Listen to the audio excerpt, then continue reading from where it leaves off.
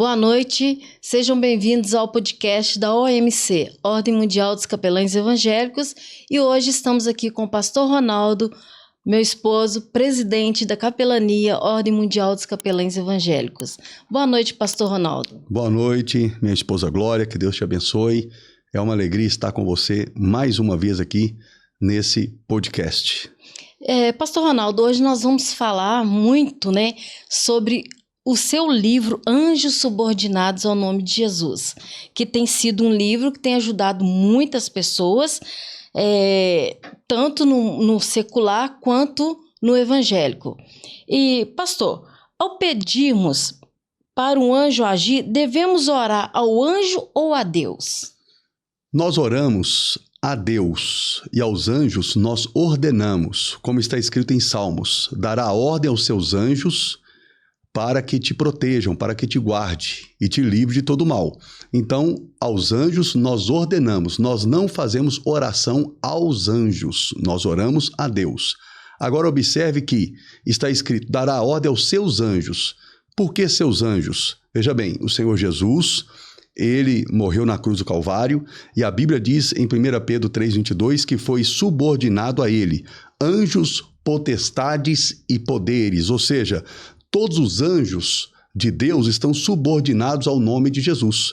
E a palavra do Senhor também diz que nós somos co-herdeiros com Cristo daquilo que Cristo herdou. Então, Cristo herdou toda a autoridade no céu, na terra e debaixo da terra, sobre anjos, potestades e poderes, e nós, a igreja do Senhor Jesus, que recebeu a Cristo como Senhor e Salvador da sua vida, que é a igreja de Jesus, nós temos a autoridade no nome de Jesus para darmos ordem aos anjos de Deus para protegerem as pessoas, para livrar as pessoas do mal, para destruírem uma obra de feitiçaria, uma obra de macumbaria e até mesmo para curar as pessoas. Então, no nome de Jesus, você que é a igreja de Jesus, cheia do Espírito Santo, você tem essa autoridade para dar ordem aos anjos de Deus para trabalhar em seu favor.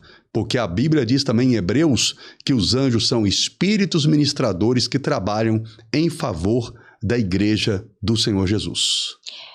A igreja primitiva acreditava na existência dos anjos, conforme está em Atos, no capítulo 12, no versículo 5 ao 27? Sim, a igreja primitiva, ela não somente acreditava na existência dos anjos, como também ela usava os anjos em seu favor. Como eu disse aqui, os anjos são espíritos ministradores que trabalham em favor dos herdeiros da salvação. Então observe que no livro de Atos que você mencionou aí, nesse capítulo que você mencionou, a Bíblia conta a história de que Pedro foi preso e o anjo do Senhor foi naquela prisão e mandou Pedro se levantar, se vestir, calçar a sua sandália e acompanhar o anjo até a saída da prisão. E Pedro, ele achava que era uma visão, ele achava que era um sonho, ele achava que não era algo real, mas era algo real acontecendo. O anjo estava ali livrando Pedro daquela prisão.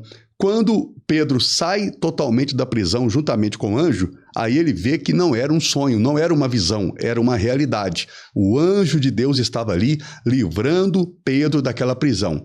E Pedro depois vai para casa aonde estavam os discípulos orando, ou seja, a igreja estava orando para que Deus livrasse Pedro daquela prisão, ou seja, a oração da igreja fez com que o anjo fosse até a prisão e libertasse Pedro. Quando Pedro chega na casa e bate na porta, a Bíblia diz que uma pessoa vai lá e atender e ela diz assim, o anjo de Pedro está aqui fora. Observe que eles tinham uma experiência tão forte com os anjos na igreja primitiva que eles acharam que até era o anjo de Pedro que estava ali na porta, que tinha vindo atender eles para poder livrar Pedro. Mas, na verdade, o anjo já tinha livrado Pedro e era Pedro que estava ali totalmente livre daquela prisão.